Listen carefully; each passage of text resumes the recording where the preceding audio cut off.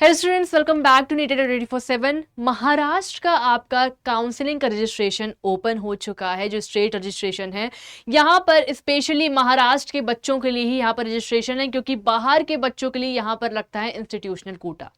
अब इंस्टीट्यूशनल कोटा ये है कि यहाँ पर जितने प्राइवेट के यहाँ पर जो फीस है वो बहुत ही ज़्यादा होकर, लगभग एनआरआई के लगभग अमाउंट होकर आपको बाहर के अगर बच्चे हैं तो यहाँ पर आने का मौका मिलेगा, नहीं तो कम फीस में आपको यहाँ पर आने का मौका नहीं मिलेगा। तो लगभग जो महाराष्ट्र के बच्चे हैं वो यहाँ पर रजिस्ट्रेशन कर सकते हैं, और जो इंस्टीट्यूशनल कोटा से यहाँ पर आना चाहते हैं वो रजिस्ट्रेशन यहाँ पर कर सकते हैं।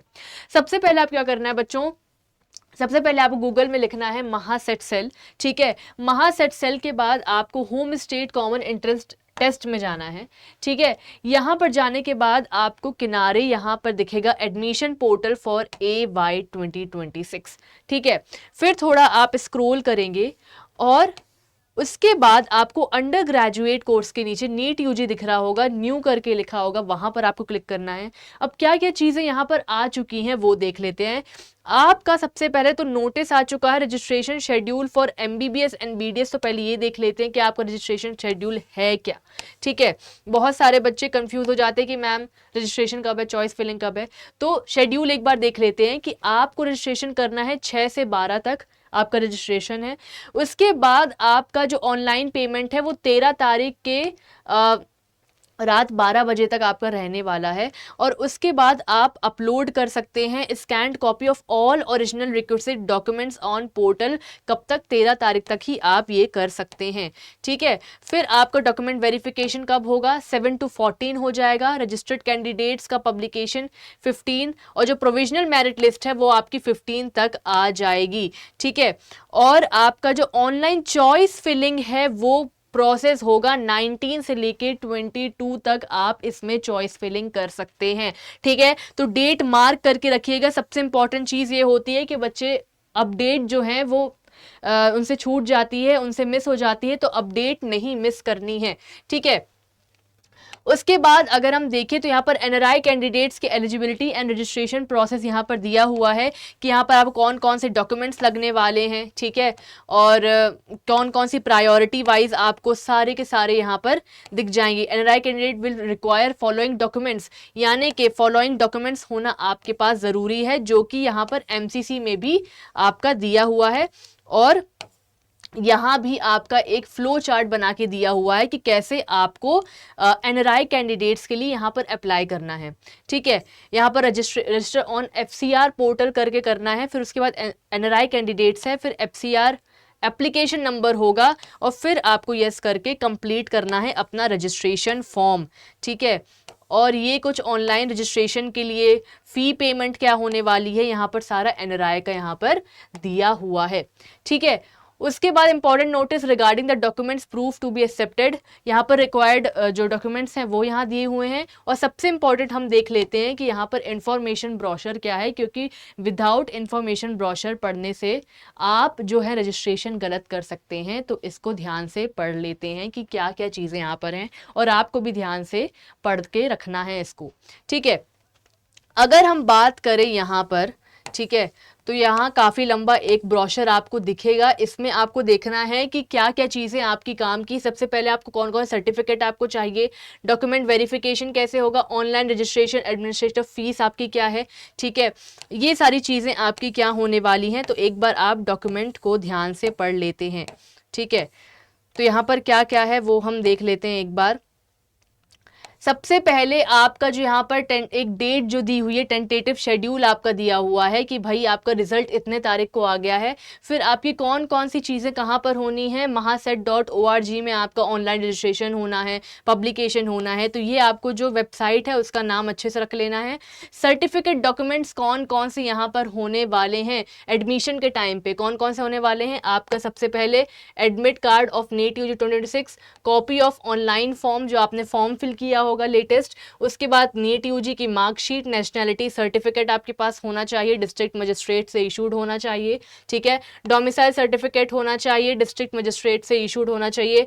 हायर सेकेंडरी का ठीक है, सीनियर सेकेंडरी का पासिंग सर्टिफिकेट होना चाहिए, government issued photo ID, pan card हो गया, आधार कार्ड हो गया, ये आपके पास होना चाहिए, मेडिकल फिटनेस सर्टिफिकेट होना चाहिए जो आपका एनेक्शर में दिया हुआ है। आपको सबसे इंपॉर्टेंट चीज़ है कि एनेक्शर प्रोफॉर्मा एक बार ध्यान से देखना है, जो भी अगर आपको फॉर्मेट नहीं समझ में आ रहा है उसके लिए, ठीक है। फिर आपको लीविंग सर्टिफिकेट चाहिए होगा, अगर आपने किसी पिछले इंस्टीट्यूट से पढ़ा हुआ होगा तो आपको लीविंग सर्टिफिकेट चाहिए है।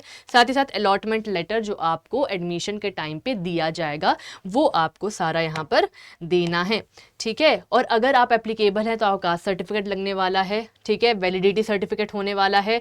यहाँ पर नॉन क्रीमी लेयर का सर्टिफिकेट वैलिड होना चाहिए 31/3/2027 तक, ठीक है।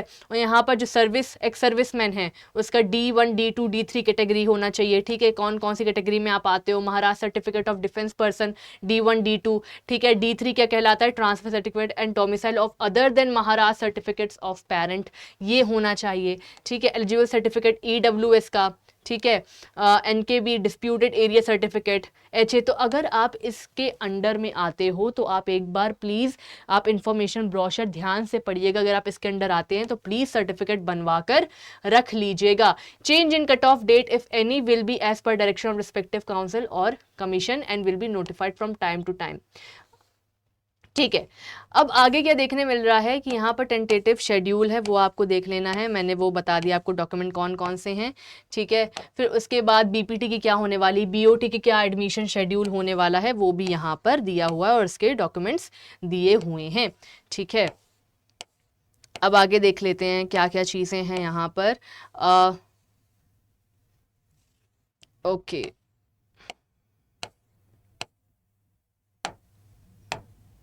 ठीक है।